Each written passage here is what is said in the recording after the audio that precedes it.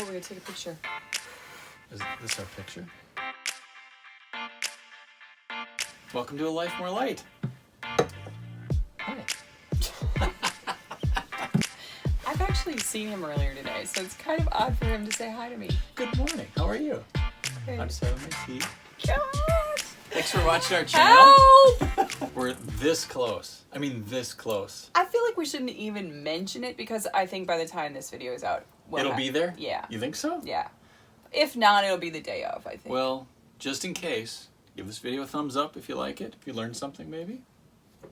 I actually got a message from a subscriber last week who did not get their message from YouTube that our new video had gone on. Did they have the notification bell on? I don't think a lot of people know what that is. So if you click the little bell, then you can choose how you want your notifications. So you can get a notification for every video. There's, I think, 3 options there, if I remember right. It's like down below. Mm-hmm. It's shaped like a little bell. It says subscribe, then there's a bell. Click on that bell. Ding! But you don't even need the subscribe down below anymore. No, because you're subscribe fancy. is embedded in the video in the right-hand corner. So if you just click that, another little bubble comes up and click that, you're subscribed. So what's this video about? I'm just here for the tea. He calls me the talent. I do the heavy lifting. I do production. We're here today to give you 10 camping hacks. These are things that are inexpensive and items that you may have around the house or that you can easily repurpose for camping. And since last week we did a list of 10 but only had 9. This week we have a list of 10 but we may have 11. It's like a bonus 10. I felt like we had to catch up a little. Making up. Yeah. Okay, that's nice. So these hacks are not in any particular order.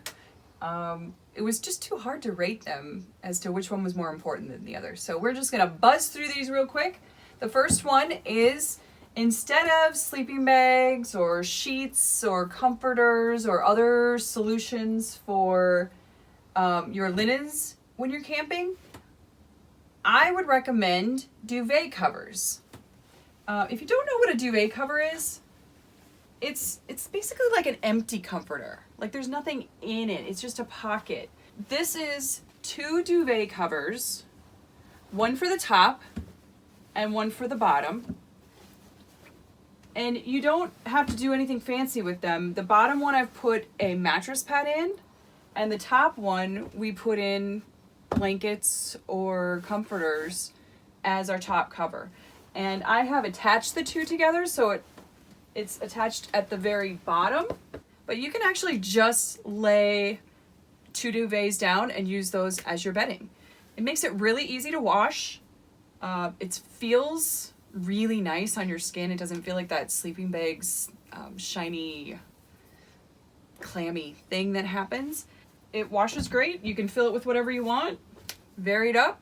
This works on any size bed. Just buy the duvet cover that fits the bed that you're putting it on. And also another thing that's really nice about duvet covers is if it's hot in the summer, you just don't put anything in the top. So there's no comforter in it. It's just like having a sheet on you. Gotta be careful not to show the address. Otherwise people are gonna be coming to our house. This is for the microwave.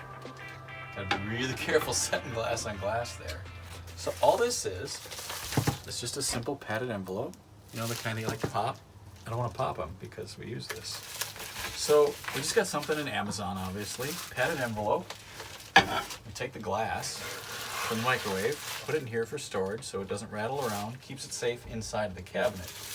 The reason for that is that if you leave this in here while you're traveling, and I'm sure it's different in every rig, but if this is left in here while you're traveling, that can come loose, hit the door, open up the door, come falling out, and break the glass above your sink. Bad day. That's what that spells. So, we just put it inside the envelope, tuck it in the cabinet, all safe and sound. Okay, I'm not sure how much trash you generate. We generally don't have very much. So we use as a trash can it's a compost bin. There's some things in here, Joe. Oh gosh, It even smells bad. It's like avocados. Oh whatever, no. Yeah. I Wow. can't believe you did that. I can't believe you did that.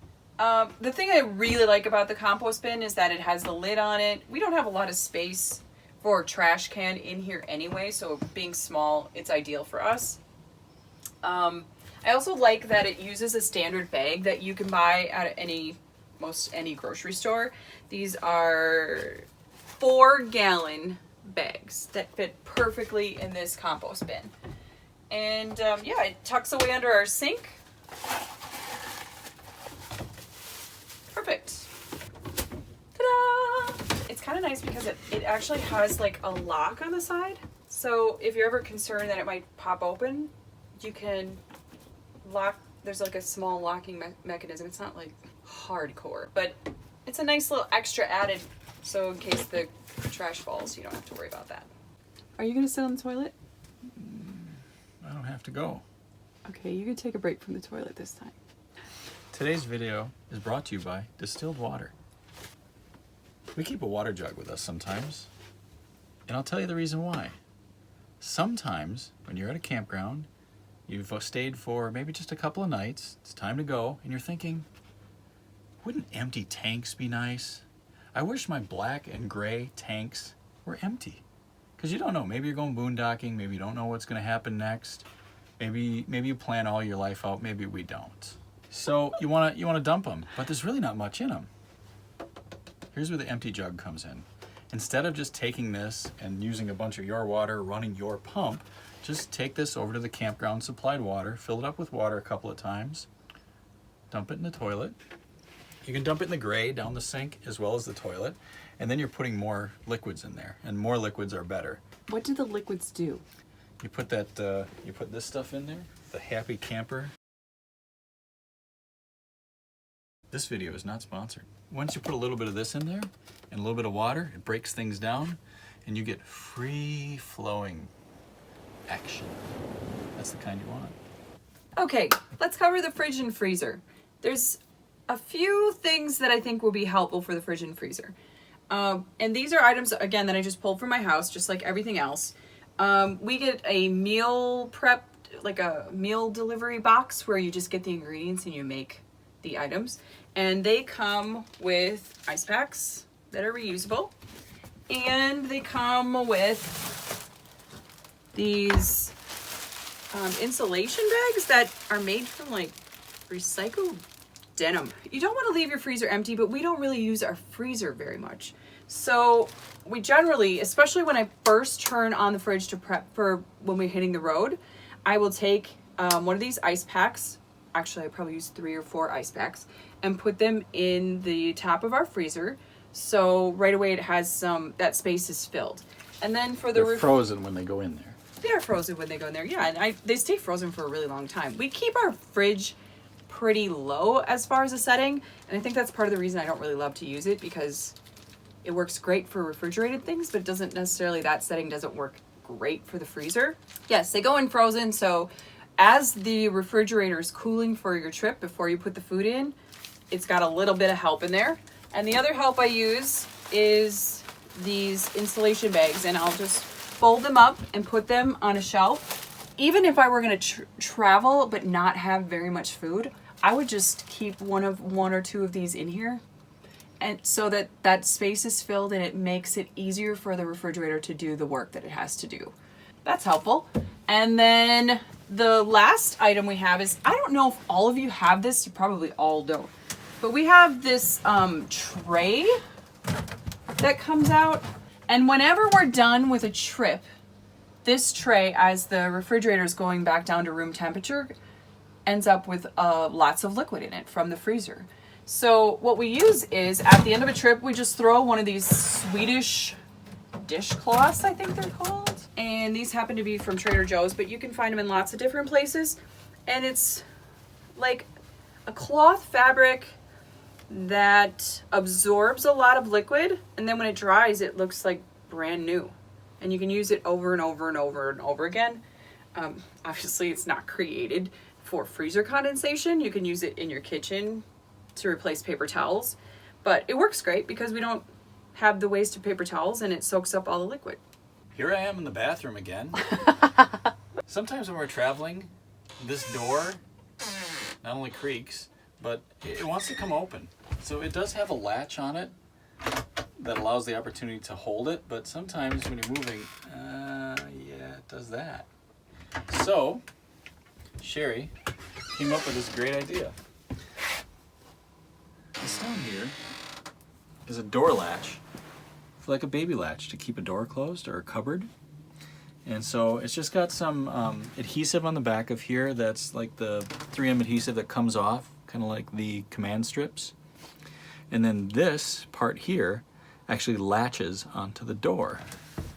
So the door is closed. It's got these 2 teeth on it.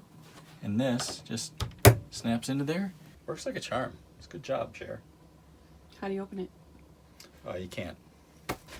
This little deal here just slides it open. Comes right off. And you open the door. And no, I'm not saying. This might not look like much, but, and quite honestly, this was a bit of a afterthought. I considered bringing this with on our, was it our very first trip out? I think I threw it in there and said, you never know when you're gonna need a brush. And it was one of those things like, I've never done this before, maybe this would be handy.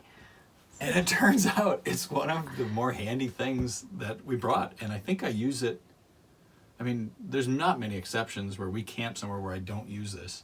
If it's raining outside and things get wet and you try to keep your camper clean, because when you only got 100 square feet, it's really important to keep it clean.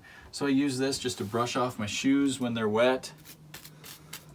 Or out your door, the step has got water on it or something, just brush that away. I even use it when we lift up our stabilizers. We use some pads just to make less work for the stabilizers, go up and down to make up that difference.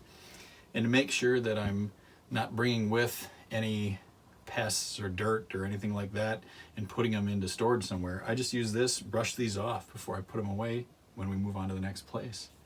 So this has come in far handier than I ever would have guessed. I know we're not counting, and maybe this is out of order, but this could be our #1 hack. Could be. Like, comment, and subscribe. Another item you probably have laying around your house is a yoga mat. Because who does yoga anyway? Who hasn't tried yoga and given it up? I am definitely one of those people. So this was very handy. So I just hacked up a yoga mat. Did we have to cut it? Yeah, I did. Okay. Yeah. So one of the things you can use a yoga mat for is, and Yoga? I find it much more useful than yoga, is as like a rug. And no offense to anyone who loves yoga. You're just better people than I am.